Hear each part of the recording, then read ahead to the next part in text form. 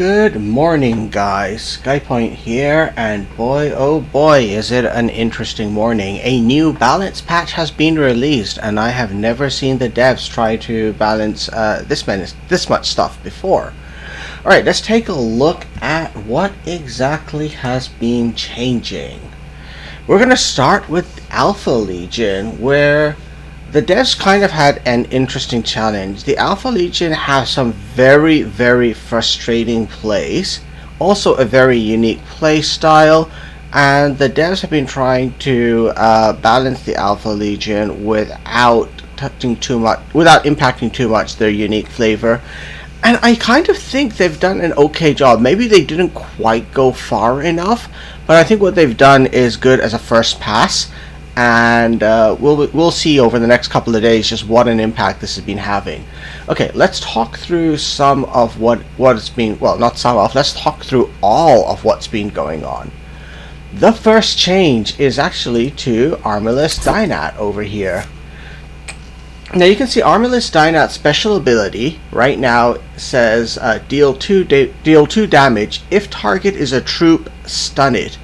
That's a big improvement over what it was before, which used to be deal 2 damage to and stun a troop. That meant that Armorless Dynat's special ability was useless if you were facing a warlord who had no troops on the board because you couldn't do anything with it. So with this, he sort of ends up being like Loken, except he can stun troops. So he can damage the enemy warlord directly without stunning it, or he can damage a troop and stun it. That is neat. It's going to make Dynat much more usable. Probably still not top tier, although I'm sure some people will now try to experiment more with that. But he's going to become much more dangerous than he used to be before. Alright, so that was Armorless Dynat. Now next up comes a really interesting change. One of the most useless warlords in the game before was Ingopech. What they've now done is make a subtle change to him. Create a random secret order in your hand for 1 energy, and it costs 2 less. And when we take a look at the secret order costs, well, they all cost 2 energy. So Ingopech now creates free secret orders.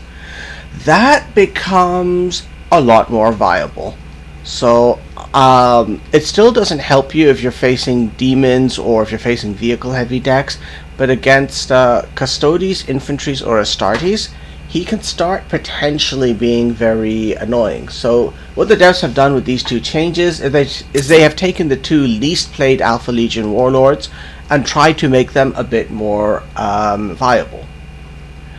Another change, and you might be seeing this on my screen already, is every single trap card now costs just 1 energy. You may have noticed me before making trap videos and saying, oh, traps are fun to play, but they're not really viable as a strategy. Well, this might start changing it, because you could start playing a lot more traps more easily. So I'm actually going to be trying to play a trap Alpharius again. We'll see how that one goes. Or maybe even a trap Exodus. I haven't quite decided yet. Or a trap Ingopech. I don't know. We'll see. I'm going to try traps again. Do my best to make them work. Alright, so that was the traps. Now, one of the most irritating cards to face in the game was Saboteur Squad. So Saboteur Squad was a 4 energy card with 2 attack and 3 health, but it reduced the enemy warlord's available energy by 1. That was already bad enough, but I think a lot of the new cards in the game which allow you to return a unit on the board to your hand or your deck where you can play it again meant that Saboteur Squad was potentially getting too overpowered. And that has now been changed. So if we go down to Saboteur Squad, it's still a 4 energy unit, but now its stats have been buffed to 3 attack, not 2 attack, and 3 health. And also its ability has now been changed. Instead of reducing the enemy's available energy by 1 for the rest of the game, instead now it gives maintenance 1 to an enemy troop or a titan weapon. So it gives you a temporary but not permanent energy advantage over your enemy. And I think that is a big improvement in the game. a lot of people are going to be happy with that, because Saboteur Squad made facing Alpha Legion extremely frustrating. They would cut down, especially with Altharius, he would cut down your available energy, which meant you couldn't play cards in hand, which meant you had a big hand, which meant you got harrowed. So that's a giant change. So I like this. I like this a lot. The next change was to Hurtado Bronzy. It's a very subtle one. Hurtado Bronzy's ability was that every time you play a trap, you create a new trap down here. That used to be his one before. And with traps now costing 1 energy, potentially he could go totally out of control. So he got a subtle balance over here. When you play a trap, add a copy of it, but it costs 1 energy more. So this is a very slight change, but it was needed as a consequence of traps being cheaper, and I think that is very fair. Alright, and now the biggest change. One of the most irritating things when you face the Alpha Legion was the one of many trick. You know, you've got an enemy warlord low on health, he plays one of many, he heals 5, he creates Altharius, he heals 5 more. 10 healing in 1 turn. Well, look at this now. You still get the 5 healing from one of many, so they haven't nerfed that, but what they've done is the new warlord card gets created at the end of your turn. So it means you cannot use one of many to try to create an Altharius and instantly heal 10 points in 1 turn anymore, nor can you use one of many to try to pull Exodus and go into stealth with Exodus in the same turn. So this is a big impact on the way Alpha Legion play, and I think it is completely fair. One of many was probably, well, not probably, was definitely the most powerful healing card in the game, and coming in at 4 energy was a little bit too cheap for its value, I think. So I like what they've done with that. So those are all the changes on Alpha Legion. Next up are a couple of changes to try to make the Ultramarines actually much more viable. Let's go take a look at the Ultramarines. So in general, I think this is just the first balance pass they're trying to do on the Ultramarines. They've been trying to tweak a number of cards so that they can be more useful, mostly when you're not outnumbered, but also mostly so that, some of the cards are more useful when you're not outnumbered, because there's a lot of decks in the game which rely on warlords, and Ultramarines really suffer against those because courage does nothing. But the first change we actually see is to Aeonid Theo. He's one of my favorite Ultramarine warlords. Not that I can be successful with any of them, but I enjoy playing Aeonid Theo. He's got high initiative. And now what they've done is they've changed his ability. It used to be a 2 energy ability which did 1 damage, and if the target survived you created a theoretical in your hand, and his theoreticals cost 1 less anyway. This makes him, I think, a bit more viable. This is another warlord who I really want to start trying out now, because I think he can be potentially made to work a lot better now. Because before, spending 2 energy and just pinging an enemy for 1 damage really felt like a bit of a waste. His health is still a little low, but we'll see how this works out.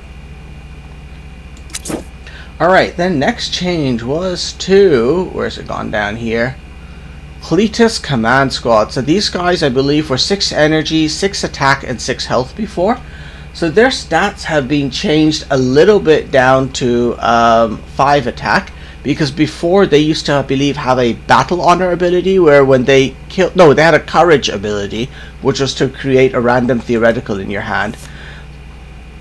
So they've now been tweaked. How have they been tweaked? Their courage ability has gone away. They always now create a random theoretical in your hand, and if you're outnumbered, they gain courage. So I like that. The Ultramarines were kind of missing frontline units a little bit.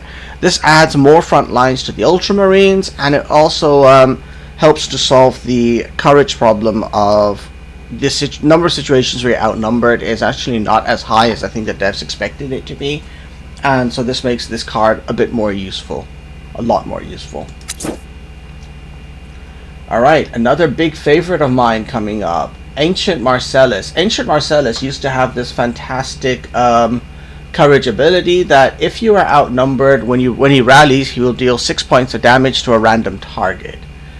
So that's now been changed. He still keeps his active energy ability of 8 damage, but now when you put him in play, he will always do 3 damage, and if you're outnumbered, he'll do 4 additional damage, and it's no longer random. You get to choose who this damage gets applied to, which is a big difference, and I like that. Makes him, he was already a good card before, he's even better now.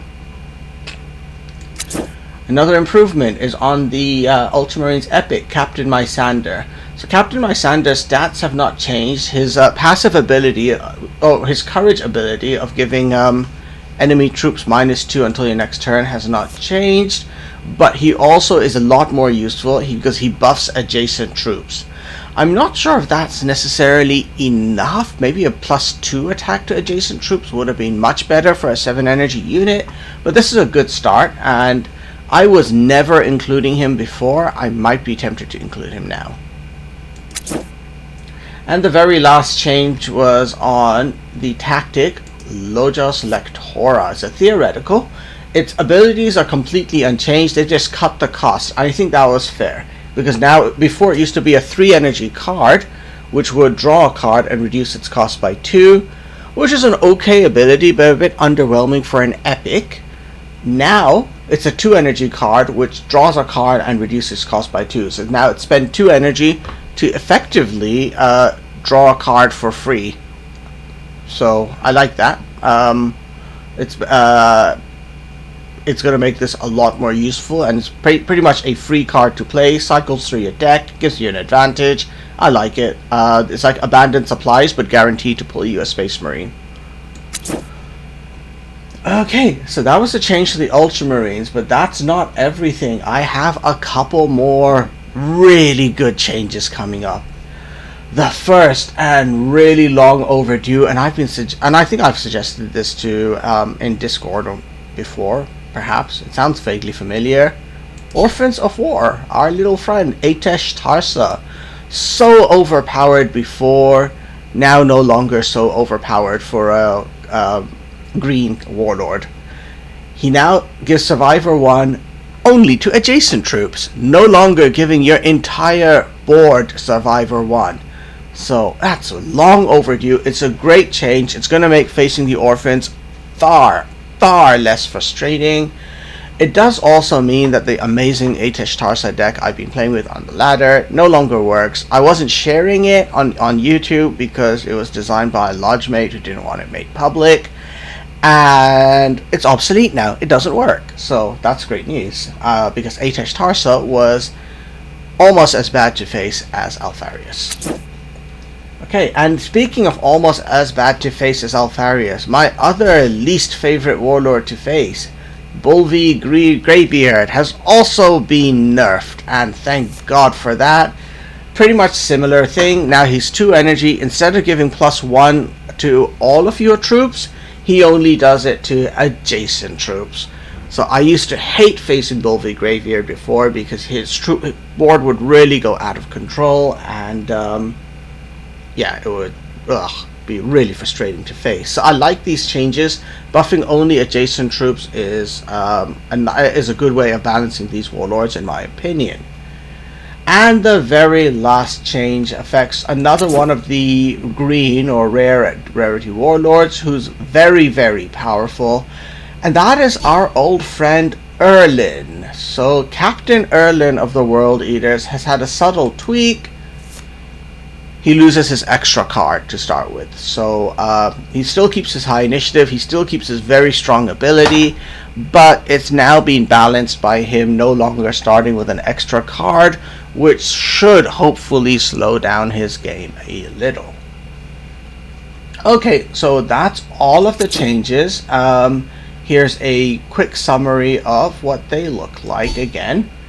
So my personal take is that the biggest impact is going to now be on Alpha Legion, especially because it's going to make some of the other warlords a bit more viable. You're going to see a lot more people, I think, experimenting with Ingo Petch and our Armless Dynat.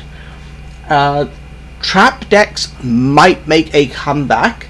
Saboteur Squad means Saboteur Squad's changes mean that Alfarius will be a lot less frustrating to face, as will one of many have an impact like that as well.